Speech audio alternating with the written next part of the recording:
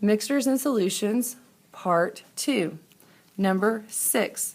Students were asked to separate a mixture of sand and salt. One group decides to put the mixture into a beaker of water. What next steps will allow them to separate out the sand and salt?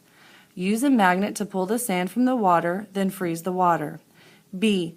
Let the water stand until the sand settles to the bottom and the salt floats to the top. C.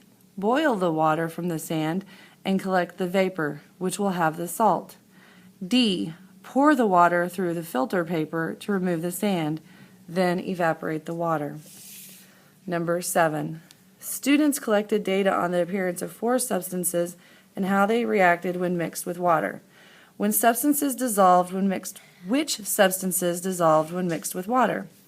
Substance, appearance when dry, results when mixed with water.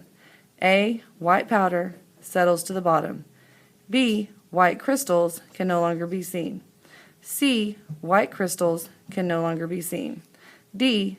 Fine white powder settles to the bottom. A and B.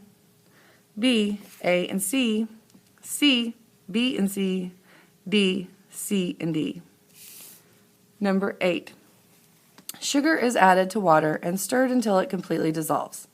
Which of the following correctly describes something that has happened to the sugar? A. The mass of the sugar decreased. B. The sugar disappeared and no longer exists. C. The sugar is evenly distributed in the water. D. The crystals of sugar have entered the atmosphere. Number 9. Students were asked to follow the laboratory procedure shown below. 1. Measure out 10 grams of salt. 2. Dissolve the salt in 150 milliliters of pure water. 3. Evaporate the water. 4. Measure the mass of the remaining salt. Which of the following do you predict for the measurement of the mass of the remaining salt in step 4?